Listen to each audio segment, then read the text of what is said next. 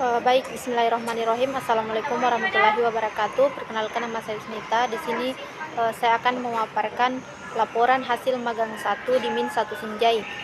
Adapun profil singkat Min 1 Sinjai. Min 1 Sinjai merupakan salah satu madrasah di bawah naungan Kementerian Agama yang didirikan pada tahun 1973 dan dinegerikan pada tanggal 17 Maret 1997 oleh Menteri Agama Republik Indonesia. Min 1 Sinjai ini memiliki lokasi dan gedung sendiri untuk digunakan dalam proses belajar mengajar, yang beralamat pada Jalan Toka, Kelurahan Alahanwae, Kecamatan Sinjai Utara, Kabupaten Sinjai, yang sekarang ini dipimpin oleh Bapak Ilyas SAG MPD dengan jumlah guru dan pegawai sebanyak 29 orang.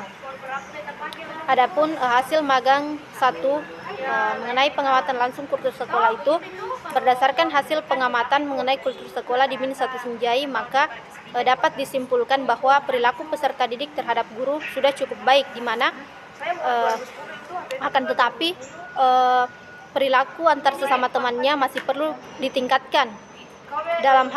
Dalam hal pembinaan guru yang meliputi kedisiplinan, kebersihan dan kesehatan sudah terlaksana dengan baik, namun masih perlu ditingkatkan.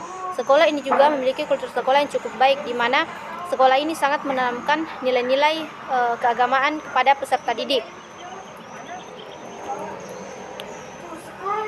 Adapun yang kedua itu pengamatan terhadap unsur pedagogi, kepribadian dan sosial. Pendidik telah menggambarkan dirinya sebagai pendidik yang profesional yang mampu menjadi teladan atau contoh yang baik bagi peserta didiknya, baik dalam pembelajaran maupun dari sikap atau attitude yang menggambarkan dirinya sebagai pendidik. Yang ketiga itu pengamatan terhadap unsur pemerkuat pemahaman peserta didik.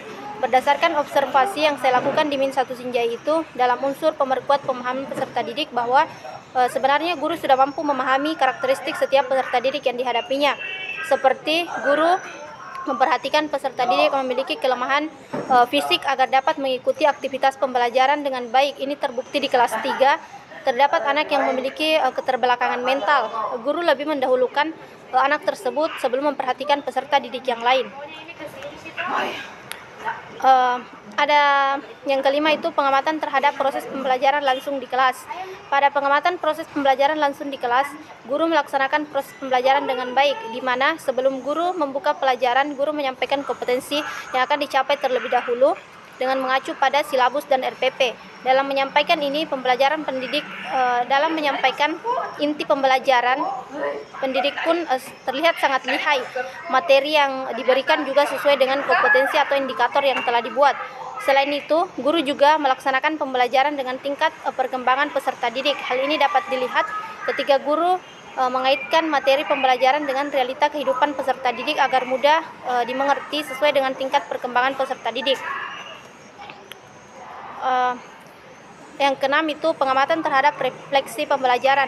Berdasarkan hasil pengamatan yang bisa menjadi kekurangan dalam proses pembelajaran pada saat persiapan, kadang guru tidak memperhatikan persiapan siswa, mulai dari menyiapkan alat tulis sebelum pembelajaran, dimulai dari kesiapan siswa dalam belajar. Pada kegiatan inti pun penggunaan metode ceramah yang menimbulkan kejenuhan dan kebosanan kepada peserta didik. Selain itu, guru juga menggunakan teori pembelajaran behaviorisme, yakni perubahan tingkah laku siswa. Dari teori pembelajaran konstruktivisme, yakni siswa yang terlibat langsung dalam proses pembelajaran dan berpikir aktif untuk menyelesaikan masalah ataupun memperluas materi yang telah diberikan. Adapun hasil magang 2. Hasil magang 2 itu penelaahan terhadap kurikulum dan perangkat pembelajaran yang digunakan pendidik sudah termasuk dalam kategori baik, di mana RPP yang dibuat sudah mengacu pada silabus. Terdapat kesesuaian antara silabus dengan KI dan KD yang terdapat pada indikator. Selain itu, terkait indikator yang dimutuskan juga sesuai dengan KD dan SK. Salah satu contoh yang dapat kita lihat pada KD 3.10 yaitu mencermati ungkapan atau kalimat, saran, masukan, dan penyelesaian masalah sederhana dalam teks tulis. Yang kedua itu kesesuaian indikator dan KD. Berdasarkan hasil telah yang dilakukan terhadap RPP, terdapat kesesuaian antara KD dengan indikator. Dalam merumuskan indikator dan KD harus sesuai dengan sesuai dengan KI. Hasil telah tentang kesesuaian silabus dengan SK dan KD yaitu sudah sesuai, itu terbukti. Pendidik dalam membuat RPP dan merumuskan indikator pencapaian kompetensi diambil dari KD yang telah ditentukan, contohnya mencermati ungkapan atau kalimat saran, masukan, dan penyelesaian masalah. Atau sederhana dalam teks tulis rumus indikatornya itu mengidentifikasi ungkapan atau kalimat saran dengan tepat. Kedua itu kesesuaian materi dan KD. Berdasarkan hasil telah tentang kesesuaian materi dan KD sudah sesuai karena materi ajar yang diajarkan kepada peserta didik terdapat kesesuaian antara materi ajar dengan kompetensi dasar. Pendidik pun mengembangkan materi pembelajaran berdasarkan kompetensi dasar yang ada pada silabus dan rencana pelaksanaan pembelajaran. Misalnya, pada materi kewajiban dan hak di rumah, kompetensi dasarnya itu menyajikan hal identifikasi kewajiban dan hak di lingkungan rumah atau keluarga. Terus kesesuaian indikator dan KD. Berdasarkan hasil telah yang dilakukan terhadap RPP, terdapat kesesuaian antara KD dengan indikator. Dalam merumuskan indikator dan indikator dan KD harus sesuai dengan KI. Hasil telah tentang kesesuaian silabus dengan SK dan KD yaitu sudah sesuai. Itu terbukti pendidik dalam membuat RPP dan merumuskan indikator, contohnya pencapaian kompetensi diambil dari KD yang telah ditentukan, contohnya mencermati ungkapan atau kalimat saran, masukan, dan penyelesaian masalah. Sederhana dalam teks tulis rumusan indikatornya itu mengidentifikasi ungkapan atau kalimat saran dengan tepat. Selanjutnya kesesuaian pengalaman belajar dengan konteks latar belakang siswa. Dari hasil telah mengenai pengalaman belajar, pendidik kadangkala menyesuaikan antara pengalaman belajar peserta didik dengan latar belakang peserta didik yang berkaitan dengan materi yang diajarkan, di mana pendidik memberikan pengalaman belajar sesuai dengan konteks latar belakang peserta didik, mempertimbangkan menyesuaikan setiap komponen dengan melihat perbedaan karakter dan latar belakang peserta didik.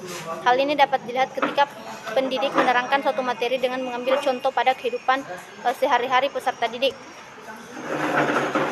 Yang terakhir itu kesesuaian alokasi waktu dengan cakupan materi. Berdasarkan hasil telah tentang kesesuaian alokasi waktu dengan cakupan materi juga tepat dalam kurun waktu yang disediakan. Misalnya waktu yang diperlukan untuk tema sub 4 tema 1 pembelajaran 1 adalah 1 hari. Jadi waktu yang dibutuhkan untuk setiap subtema pembelajaran 1 sampai dengan tema 6 dan waktu 30 menit kali 17 pelajaran atau 1 minggu.